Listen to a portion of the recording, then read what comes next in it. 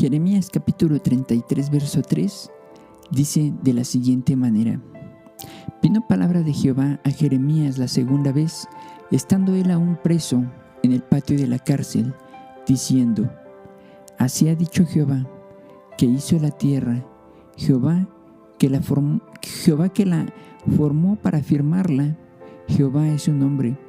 Clama a mí, y yo te responderé, y te enseñaré cosas grandes y ocultas que tú no conoces. Amén. Les damos la bienvenida, hermanos, a este devocional de su casa espiritual, la Iglesia de Jesucristo Emmanuel. Dios con nosotros, Dios contigo. Les damos como siempre la bienvenida y les agradecemos que se tomen unos minutos de su tiempo para venir a meditar con nosotros en la palabra de Dios. Que el Señor les bendiga grandemente, que Dios hable a la vida de cada uno de ustedes y que se revele todos los días y a cada momento en cada una de las situaciones que ustedes vivan. Le hemos titulado, hermanos, al devocional del día de hoy, Los tesoros de la oración. Y me gusta mucho este pasaje, que es muy conocido por todos los que creemos en Dios, pero también es uno de los que creo que pocas veces analizamos a profundidad. Nos revela al menos dos aspectos tremendamente interesantes con respecto a la oración. Déjame recordarte que la oración es una de las actividades más importantes para los cristianos, porque sin oración simplemente no hay cristianos. ¿A qué me refiero con esto? Que no hay nadie que permanezca en el camino de Dios sin estar en contacto con su Creador. Sin la oración no hay llamados, sin oración no hay ministerios, sin oración no hay dirección, no hay revelación, no hay fe. No hay cristianos ni ministerios que sobrevivan sin estar en contacto con Dios. Y precisamente en esto es donde te das cuenta que toma sentido lo que dijo el Señor en Juan capítulo 15, verso 5, que dice de la siguiente manera: Yo soy la vid y vosotros los pámpanos.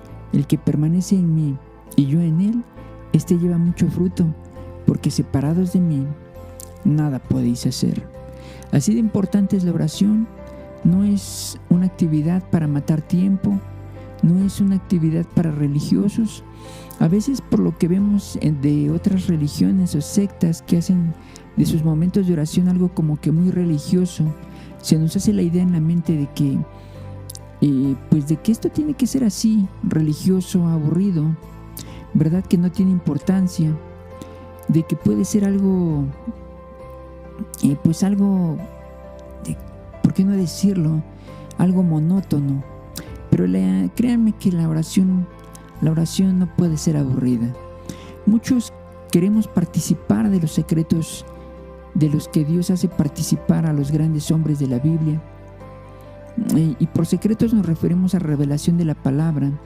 Y por qué no decirlo, de lo que sucederá en el futuro, como en el caso de los profetas. ¿Cuántos de nosotros no quisiéramos que Dios nos compartiera cosas acerca del futuro, sus planes que Él va a hacer con este mundo y con nuestra vida, con nuestra congregación? ¿Verdad? Que nos compartiera de grandes revelaciones como hizo con los hombres de la Biblia. Todos queremos ser como ellos, todos queremos llegar a ser usados como ellos, pero pocos sabemos cómo hacerlo. Todos queremos ser usados por Dios haciendo milagros, entiéndase, orar por otros y que sanen, declarar cosas y que éstas sucedan, pero no queremos esforzarnos o no queremos pagar el precio delante de Dios para alcanzar a ser usados y ver cosas maravillosas. Y aún muchos, sabiendo de las Escrituras, se preguntan: ¿cómo puedo llegar a ser usado de esta manera? Y es justo aquí donde se hace viva y tangible este pasaje que acabamos de leer de Jeremías 33. Mire usted lo que Dios le dice al profeta y a través de él también a la iglesia. Le dice primero: clama a mí y yo te respondo. Una de las más grandes maravillas y milagros y tesoros, por qué no decirlo, de los cuales un cristiano puede participar es precisamente ser testigo de que Dios en estos tiempos sigue hablando. Amén. Te lo vuelvo a repetir. Dios en estos tiempos sigue hablando. Dios se sigue comunicando. Ridículamente, mucha gente o muchos cristianos, aún sabiendo las Escrituras, siguen escépticos de esto. de que Dios hable. Y sabes, es triste que muchos, teniendo tantos años como creyentes, aún no hayan experimentado esta gran experiencia, valga la redundancia. Dios ha prometido comunicarse con quienes le buscan, con quienes se meten en oración con Él, con quienes se esfuerzan en clamar a Él. La promesa es clara, hermanos, porque es eso, es una promesa de Dios para su iglesia, para su pueblo, y no necesita de una mayor explicación este pasaje. Simplemente Dios te dice a ti, te dice a la iglesia, clama a mí y yo te respondo, te responderé. Amén. Es clarísimo que es una promesa de parte de Dios. El deseo de Dios es que cada vez que tú ores a Él, cada vez que tú te acerques a su presencia, cada vez que tú te metas en intimidad con Él, Él te responda. Porque a final de cuentas, hermanos, la oración no es